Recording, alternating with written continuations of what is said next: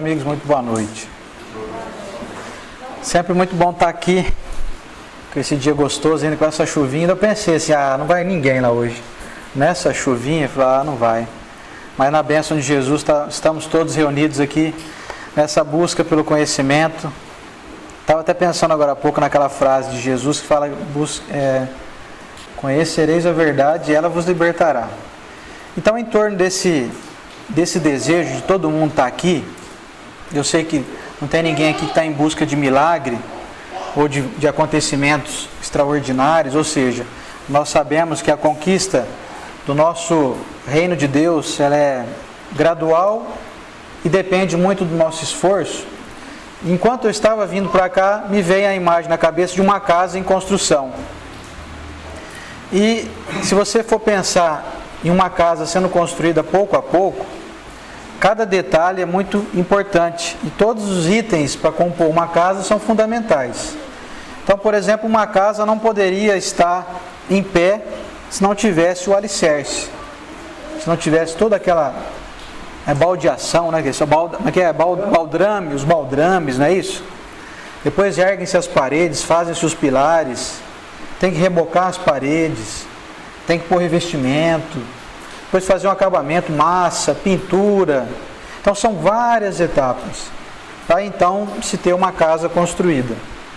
E em torno desse comparativo de que nós somos parecidos com uma casa, a doutrina espírita é tão rica, através de Kardec, nos trazendo pequenos detalhes pontuais que podem fazer com que a gente incremente ainda mais essa nossa casa.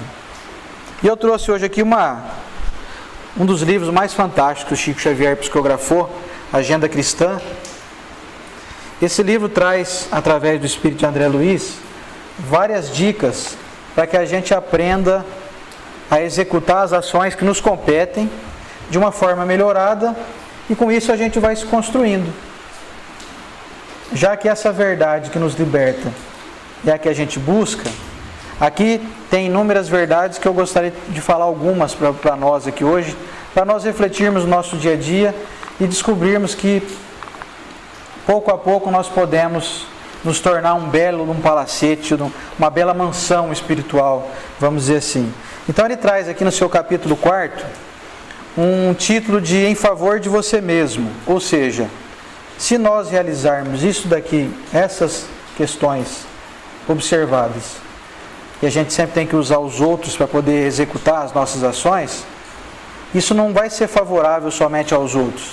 As pessoas vão gostar mais de conviver com a gente, mas vai ser muito mais em favor de nós mesmos.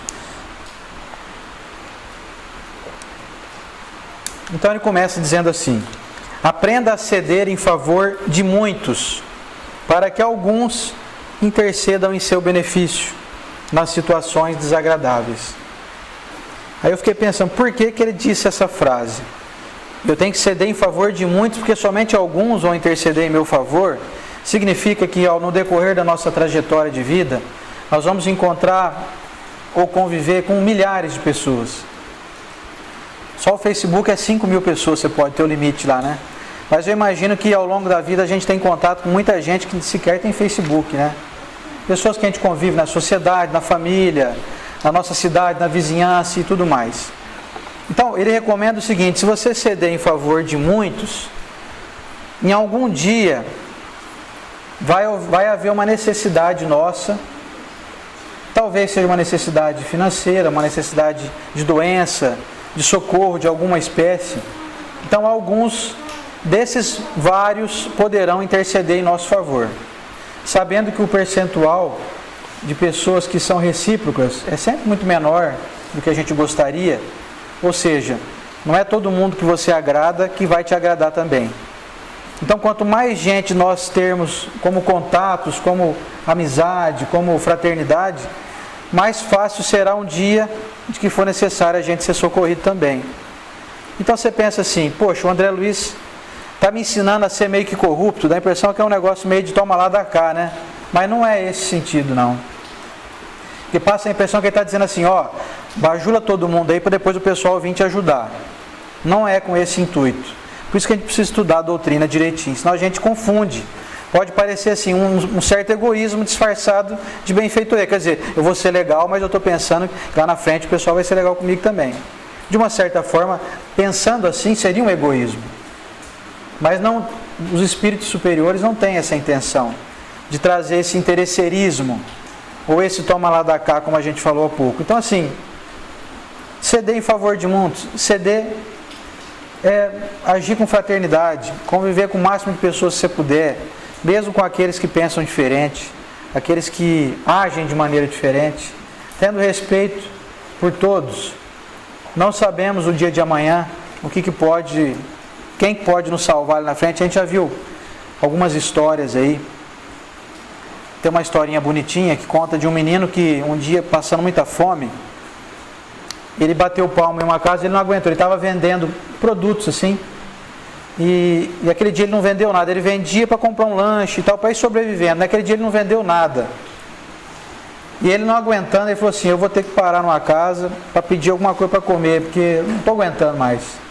E ele bateu palma, saiu uma moça, uma menina adolescente, bonita, e ele ficou constrangido em pedir alimento. Então ele falou assim: moça, você pode me arrumar um copo d'água?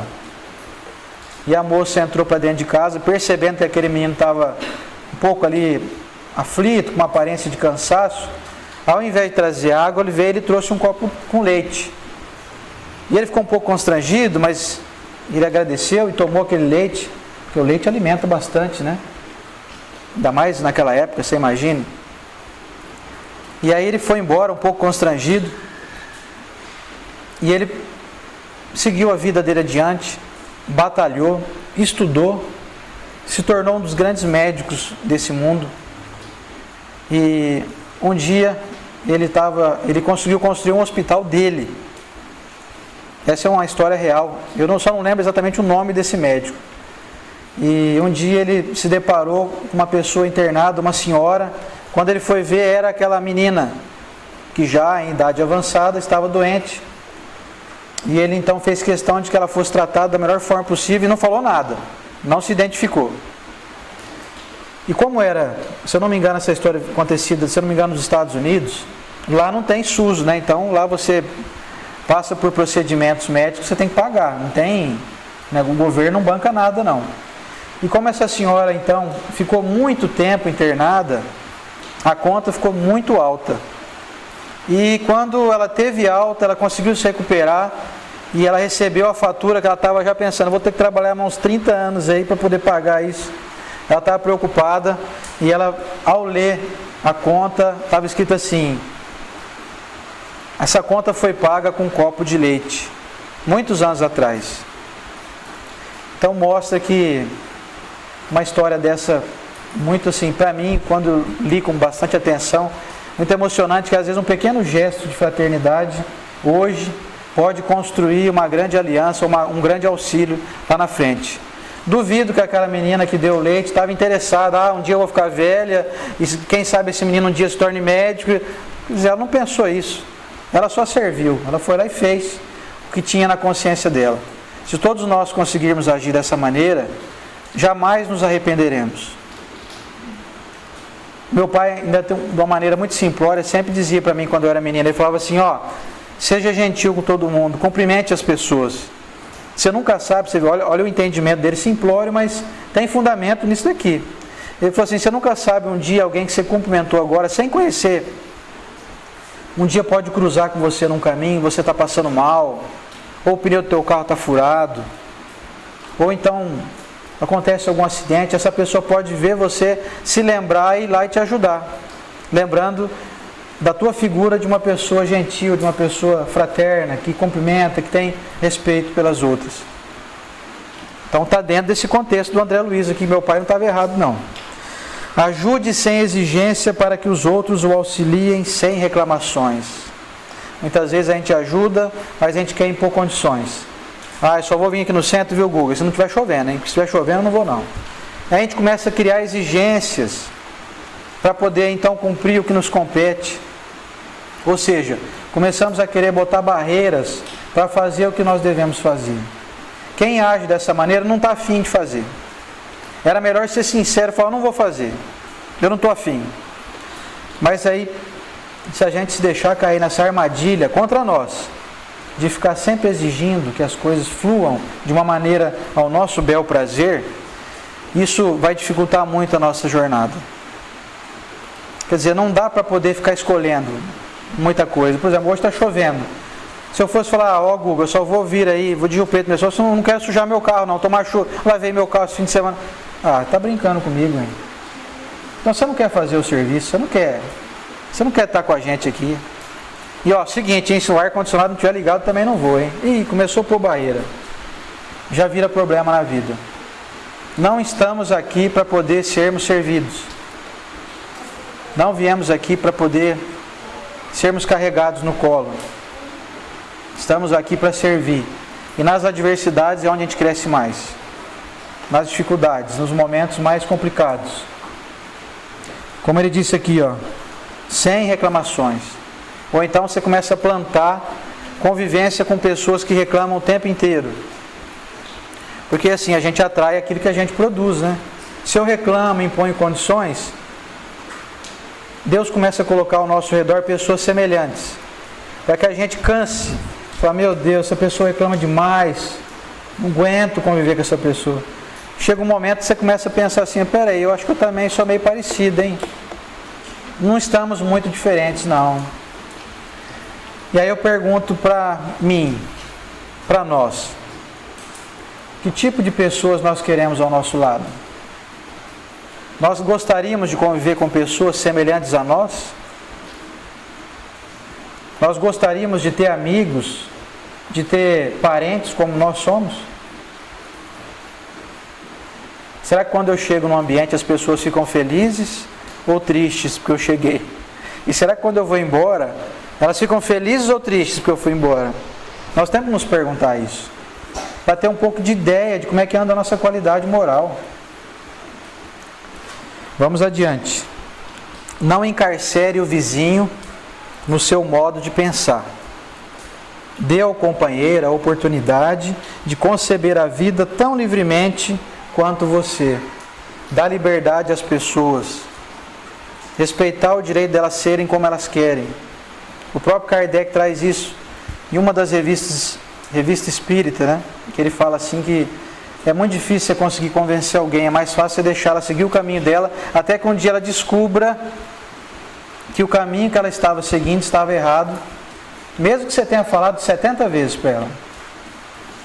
Ela não vai aceitar muitas vezes.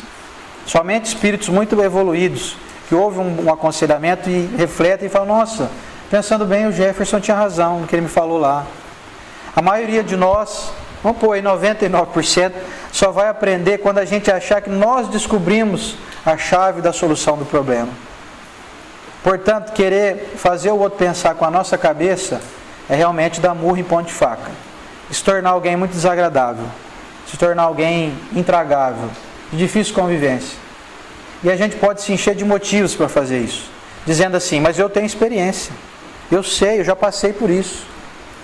Só que o outro, ao ouvir ou a receber essa tua experimentação, pode acreditar que você está agindo com prepotência, ou querendo lhe impor que pense pela sua cabeça.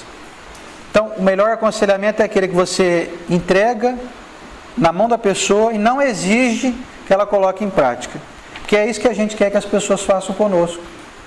Nós não gostamos quando alguém quer nos impor. Você tem que votar em tal candidato, hein? Você sabe que o cara aqui é o melhor, hein? Você fala, mas eu vou votar no outro, eu gosto do outro, o outro é meu amigo. Fala, não, mas você tem que votar porque eu sei que eu estou falando, eu conheço o outro. Aí você fala, tá brincando comigo esse cara? Quer mandar em mim, meu voto agora? Daqui a pouco ele quer escolher que time que eu torço.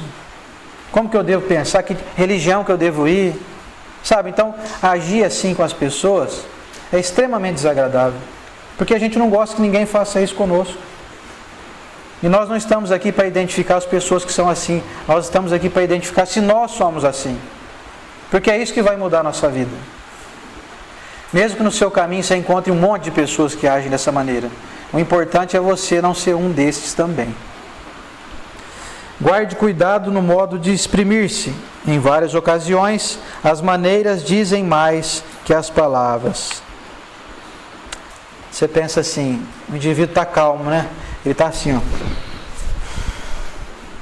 Você está calmo? Fala, estou muito calmo. Estou calmíssimo, estou muito calmo. Quer dizer, vocês vão acreditar se eu falar que eu estou calmo? Assim. Então as maneiras dizem mais do que as palavras. É preciso observar como nós agimos. Tem até um exemplo aqui, ó. Tá calmo, mas tá com a mão na cintura, assim, né? Tô calmo, hein? Ei, Jefferson, hein? Você hein? Tá me devendo aí, não paga, hein? Tô bem calmo com você, viu? Então você imagine. Nós temos que observar isso. A maneira como a gente se porta, como a gente demonstra com os nossos gestuais. Refira-se a você o menos possível. Colabore fraternalmente nas alegrias do próximo. Essa é uma lição de tentar se diminuir um pouco, mas não para adquirir uma falsa humildade. Quando nós falamos muito de nós, quando nos exaltamos, colocamos nós no centro do universo, como aquele que mais sabe, aquele que é o que mais faz bons negócios, é aquele que tem um detentor do conhecimento profundo de tudo. A gente brinca lá em Rio Preto, falar que o indivíduo é o sabão, ele sabe de tudo. Você pode perguntar para ele o que você quiser, ele não sabe, mas ele inventa, só para mostrar que ele sabe. Isso é apenas uma demonstração indireta de egoísmo puro, de vaidade, que é uma das facetas do egoísmo, do orgulho, quer dizer, de demonstrar sempre que tem mais conhecimento.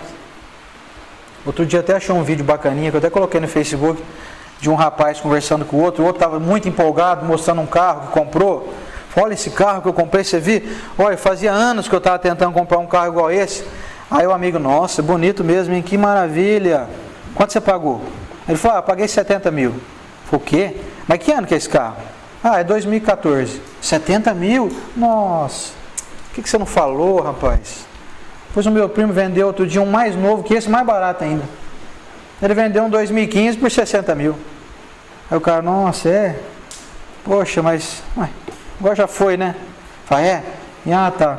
E essa cor, nossa, bonita a cor, hein? Mas você sabe que essa cor não tem muito comércio, né? E começa assim, a desvalorizar o outro. Ou então a demonstrar que você tem uma capacidade de comprar algo melhor. Ou seja, demonstrar que a gente se sobressai em algo, tentando minimizar as outras pessoas. Isso é muito desagradável de fazer. Isso é querer apequenar o outro, para a gente então indiretamente se colocar numa posição de superioridade. Falar da gente o menos possível. Só fale de você quando alguém te perguntar sobre você. Você chega numa roda, deixa eu contar para vocês a viagem que eu fiz. O outro está contando a viagem dele, o outro lá ia contar depois da viagem dele. A gente chega e fala, não, para tudo, que a minha viagem foi mais sensacional. Isso é sem querer e sem a gente perceber, um baita de um orgulho. Quer dizer, espera aí que tudo que vocês estão falando não serve para nada, o que importa é o que eu fiz, é onde eu fui, é a viagem que eu realizei. Quando os Espíritos nos recomendam para que a gente se apequene, eles estão nos estimulando a agir de uma maneira muito próxima como Jesus agiu. Jesus nunca ficou se intitulando nada. Ele apenas respondia quando lhe perguntavam. Tentemos então copiar o Mestre, que era o maior de todos, mas nunca fez questão de demonstrar isso claramente. Deixava que as pessoas concluíssem. Então deixar que os outros identifiquem em nós as virtudes. Não nós jogarmos as virtudes que temos, e até de fato podem ser verdadeiras, mas as pessoas não estão interessadas em ouvir. Eu não conheço ninguém que fique contente de receber alguém para conversar, desse alguém então que só fala de si mesmo. Vocês conhecem? Já é diferente, já é muito bem gostado alguém que se interessa pelos planos dos outros, como aquele que eu usei do exemplo do vídeo. Você comprou esse carro, que legal, parabéns, olha, o carro é lindo e tal. Não importa quanto ele pagou, elogie o cara, ele está feliz. Você vai querer estragar o prazer dele falando que tem um carro mais novo e mais barato que o dele? Qual que é a vantagem disso? Chatear a pessoa? Fazer ela se sentir uma tola? Isso dá alegria para a gente? Ou então fazer as pessoas engolirem a seco as nossas conquistas, as nossas virtudes? Isso não nos leva a lugar nenhum. Aliás, nos leva sim à solidão. pessoas não vão nos convidar para estarmos com elas. Ninguém suporta conviver com alguém que é praticamente um indivíduo, quase um deus aqui na Terra. Evite a verbosidade avassalante. Quem conversa sem intermitências cansa ao que ouve. É outra demonstração também de poderio. Falar sem parar, não dá tempo para o outro nem respirar. Ninguém consegue entrar na tua conversa. Aqui nesse momento eu tenho que falar porque sou só eu, né? Mas assim, se eu estivesse num bate-papo com vocês, só eu falasse, vocês iam falar assim, mas esse cara, ele se acha, hein? Então, verbosidade avassalante é aquele indivíduo que parece uma metralhadora falando. Todo tipo de diálogo deve, então, ser um diálogo. São duas pessoas. Temos que falar e temos que ouvir. Quando a gente só fala, é demonstração também de orgulho. Você vê como é que é tudo muito embutido, muito bem disfarçado? E a gente se enche de motivações e vamos dizer assim, de desculpas para poder justificar. Não, mas eu estou falando porque eu tenho conhecimento na área. Eu estou falando porque eu estudei muito, eu fiz pós-graduação nesse assunto aí. Tá tudo bem, mas será que também não dá para deixar o outro sem graduação falar também? Será que num bate-papo aqui, então só fala quem tem mais conhecimento? Os que têm menos conhecimento não podem expor também as suas dúvidas, ou até falar das suas afirmativas, das suas convicções? Será que o que sabe menos não pode ensinar nada para a gente? Será que somente nós, que eventualmente sabemos muito, será que nós não temos mais nada para aprender? Então quem fala demais, deixa de adquirir a valiosa oportunidade de ouvir. E quem ouve, aprende mais. Quem só fala, não aprende nada. Que só está falando de algo que já sabe. Então se só eu falo, que nem aqui agora nesse momento, eu estou aprendendo porque eu estou lendo, estou conversando e tal, mas se só eu falasse de um assunto sem ler nada, seriam coisas que estavam já na minha cabeça, portanto, não estaria eu em expansão de aprendizados. Já se eu ouvir alguém, por mais tola que eu ache a afirmativa ou a reflexão da pessoa, aquilo pode me acrescentar um dia. Pode ser que eu descubra um dia que eu esteja equivocado em alguma questão que aquela pessoa que aparentemente sabia menos demonstrou ter o conhecimento verdadeiro. Deixe ao irmão a autoria das boas ideias e não se preocupe se for esquecido, convicto de que as iniciativas elevadas não pertencem efetivamente a você, uma vez que todo bem procede originariamente de Deus. Se algum dia você teve uma ideia e as pessoas desconsiderarem que foi você que teve aquela ideia, lembre-se que a ideia, para ter surgido na sua cabeça, deve ter passado antes por vários filtros divinos. De vez em quando tem uma amiga minha que eu acho interessante, que às vezes ela coloca alguma frase no Facebook, por exemplo, e ela pensa que a ideia é dela. E se alguém pega, eu não sei se alguém já fez isso, mas deve ter feito, que ela fica muito brava. Ela diz assim, gente, se alguém copiar as coisas minhas, por favor, dê o crédito para mim aqui, põe meu nome embaixo. E ela não percebe, tadinha, que essa é uma demonstração também de que ela está querendo ser ovacionada, está querendo ser autora de ideias. E nenhuma ideia nos pertence. Diz um velho ditado que nada se cria, tudo se copia. E eu posso dizer que isso é verdade. Sabe por quê? Quando a gente pensa que teve uma ideia maravilhosa, naquele instante anterior àquela ideia, houve uma inspiração divina em nós.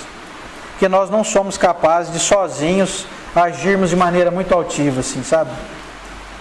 Portanto, nada é de nossa autoria. Tudo pertence ao alto.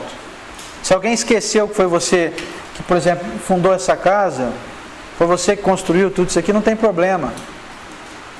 Deixa o crédito para quem quer, então, se encher com créditos aqui humanos. O verdadeiro crédito, diz o livro dos Espíritos, vem do alto. Quem se contenta em receber pagamento dos homens, já recebeu o seu pagamento. Não espere mais nada. Feliz daquele que, sabendo da sua pequenez, sabe com convicção que o pagamento verdadeiro e justo virá do alto. Daqueles que estão acima de nós nos observando, gestos de humildade, de ocultamento de si mesmo, tirar os holofotes de nós mesmos. Uma das coisas mais complicadas na vida de uma pessoa que é artista É que ela tem muitos holofotes em torno de si. A gente vê aí vários exemplos. Pessoas que caem no mundo das drogas, depressão, suicídio. É muita exposição. Então já aquele que fica quietinho, aquele que é o mineirinho, né, come quieto, fica ali quietinho, na miúda, ele está sempre se dando bem.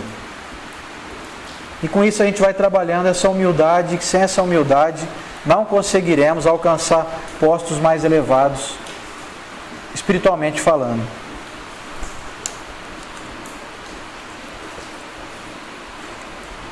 Interprete o adversário como portador de equilíbrio.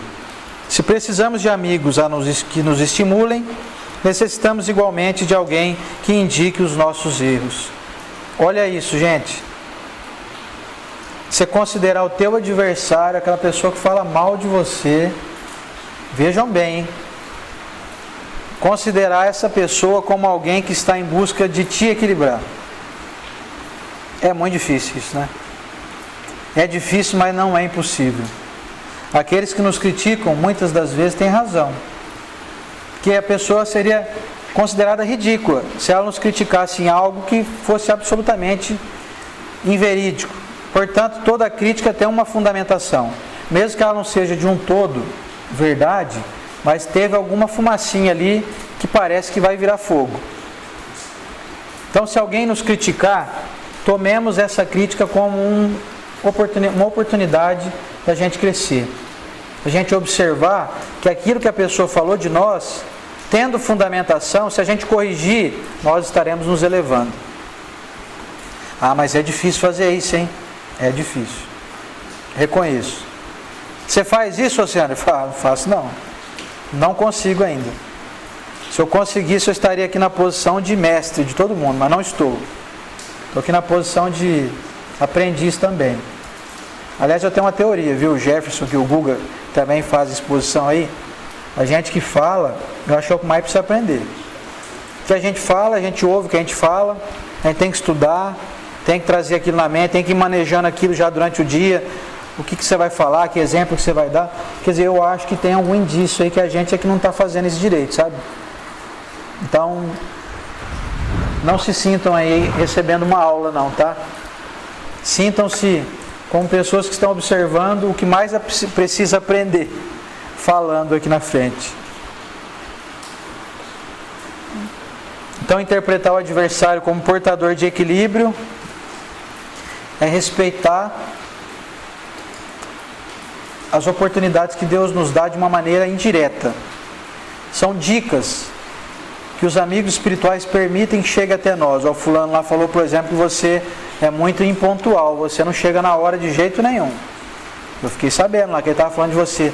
E aí você pensa assim, bom, eu cheguei 15 minutos adiantado hoje, não faz sentido. A pessoa falou de mim uma coisa, não é verdade. Então você pode ficar tranquilo, desconsidere completamente.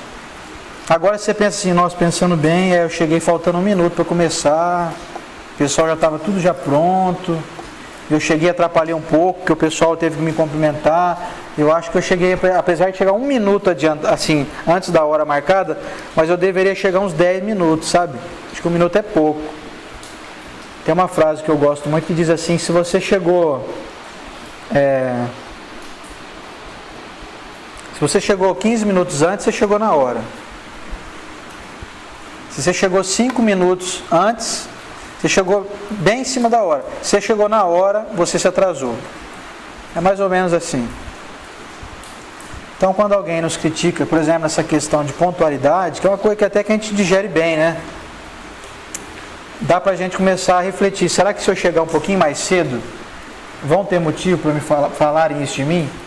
Será que esse indivíduo que me criticou não está, sem querer, querendo, né, já me ajudando a ser mais pontual?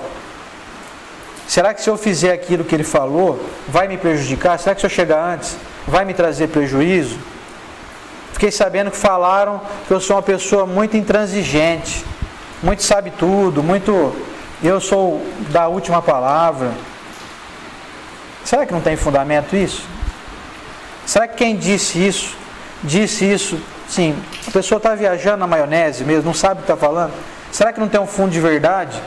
E se eu parar de agir assim, ou se eu não agir assim, mas eu acho que eu ajo só um pouquinho assim, Será que isso não vai me fazer um bem? Deixar de ter sempre a última palavra? Então são coisas que a gente pode observar aí em nós. Discuta com serenidade. Agora começou a chegar a parte difícil, hein? Discuta com serenidade. O opositor tem direitos iguais aos seus. Aí a gente se enche de motivo novo, mas ele está errado, mas ele está defendendo uma coisa que é absolutamente contra os meus princípios, mas esse indivíduo é uma besta, e por aí a gente vai enchendo a mão de motivos para a gente agir de maneira desrespeitosa com o outro. Então a gente observa isso muito hoje em dia nas redes sociais, nas discussões políticas, né? É todo mundo querendo destruir todo mundo, mas ninguém buscando acordo nenhum. É um tentando demonstrar que o outro é uma besta e que ele é o que sabe tudo. Essa maneira desrespeitosa de agir pode dar uma satisfação momentânea em nós, mas um dia nós vamos descobrir que nós estávamos errados. Apesar de nos acharmos com a razão, mas agimos de maneira errada. Agimos desrespeitosamente. Ou seja, vai discutir então, não tem jeito. Então haja com serenidade, exponha teus pontos de vista. E se o outro te disser assim, não concordo com nada do que você disse, você pode dizer assim, tudo bem, não tem problema. Respeito o teu direito de não concordar comigo em nada. Não vou brigar com você por isso. Você pode até enfatizar, ó, eu acho que você está errado, mas não vou brigar com você por isso. Não quero bater em você por causa disso. E é o que o pessoal não tem feito ultimamente. Por isso que a gente tem visto famílias se desfazendo por causa de políticos que sequer sabem que a gente existe. Antigamente era briga por causa de futebol, né? Tem diminuído bastante isso. Lá em Rio Preto tinha um amigo meu que tatuava o símbolo de um time lá, não vou nem falar que time que é, porque dá a impressão que eu estou querendo criticar, né, o time. E se algum indivíduo torcedor de um time adversário aparecesse, ele brigava, era motivo para briga. Aí outro dia eu encontrei com ele no centro da cidade, falei, ô fulano, e aí? Aí eu brinquei com ele, chamei ele, que ele era do outro time, né? Do adversário, né, por exemplo, ô palmeirense. Ele falou, rapaz, se fosse uns 20 anos atrás, já tinha levado uma pedrada já. Então hoje ele já abaixou um pouco aquela energia. Porque ele já sabe que isso não leva a nada. Quer dizer, vai chegar um momento, todos nós estaremos unidos no mesmo ideal, todo mundo vai falar a mesma língua. Para que se degladiar agora? Não vale a pena. Vamos deixar cada um no seu tempo, com o seu entendimento. O indivíduo é de outra religião, não tem problema. Aqui do lado não tem um centro de umbanda aqui do lado? Não tem uma convivência fraterna aqui? Já imaginou se eles resolvessem começar a ligar o alto-falante alto aí para eles ouvirem só Kardec? Ué, que desrespeito é esse? Ou então eles quisessem fazer alguma coisa do lado de lá para cá, para poder obrigar a gente a ceder, ou então a entrar ali em acordo, vamos dizer assim, de núpcias, né, de se entrelaçar. E não, cada um tem uma maneira de pensar e de agir, mas todo mundo convive fraternalmente. É assim que nós temos que agir. É assim que será bom para nós, em favor de nós, como disse o André Luiz. Se você considerar excessivamente as críticas do inferior, suporte sem mágoa as injunções do plano a que se precipitou. Ou seja, se você considera que alguém que lhe criticou é inferior, qual o motivo de se aborrecer tanto, de ficar tão aborrecido assim? É mais ou menos assim, se eu sei que o outro não sabe certas coisas, por que eu fico magoado por ele não saber? Será que o errado não estou eu então? Que estou exigindo ou então esperando que o outro saiba algo que eu sei que ele não sabe. Não sei se ficou meio confuso toda essa reflexão aqui, mas assim, por exemplo, vamos usar um exemplo aqui. Eu sei que o cara não sabe falar inglês. Aí eu chego nele e começo a falar algumas palavras em inglês para ver se ele me responde. Aí ele não responde, porque ele não sabe. Eu tenho direito de ficar chateado com ele ou não? Eu sei que ele não fala inglês. Quer dizer, então o problema está em mim. Porque se eu considero alguém inferior, o inferior não vai fazer coisas de gente superior. Esse é um exercício de tolerância e de compreensão. Seja útil em qualquer lugar, mas não guarde a pretensão de agradar a todos. Não intente o que o próprio Cristo ainda não conseguiu. Isso daqui é uma poderosa vacina para quem está tentando fazer algo de relevante, algo de útil. Se a gente for desanimar porque alguns não gostam do que a gente faz, em pouco tempo a gente não está fazendo mais nada. Então a recomendação é: vacine-se, continue fazendo, mesmo que ninguém esteja reconhecendo. O que importa é que a tua consciência diz para você fazer. Eu já vi muita gente parar de fazer serviços maravilhosos porque um dia foi criticado, e me lembrei de uma história de um artista americano,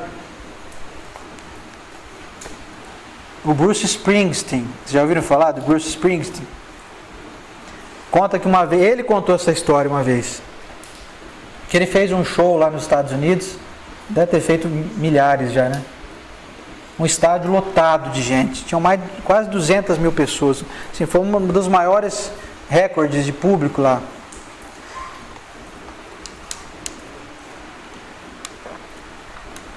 "200 mil pessoas o ovacionaram. E ao sair do estádio, terminou o show, ele entrou no carro dele. Aliás, tinha um motorista dirigindo para ele entrou na parte de trás de um carrão lá. Na hora que ele estava entrando dentro do carro, passou um rapaz e falou assim: "Ei, Bruce, teu show hoje foi uma droga." Ele deu uma congelada assim e entrou dentro do carro. "Pode seguir." O motorista levou ele embora. Ele conta que aquela crítica daquele rapaz o deixou assim, atormentado. Ele ficou atônito. Ele não imaginava que pudesse alguém dizer aquilo para ele. Ele chegou a entrar em depressão por causa daquele fato. E depois, vencido essa depressão, compreendido que você não vai conseguir agradar todo mundo, ele conseguiu contar essa história de uma maneira tranquila e tirou lições dela. 200 mil pessoas te aplaudem, uma te critica. A gente dá muita moral para quem critica a gente.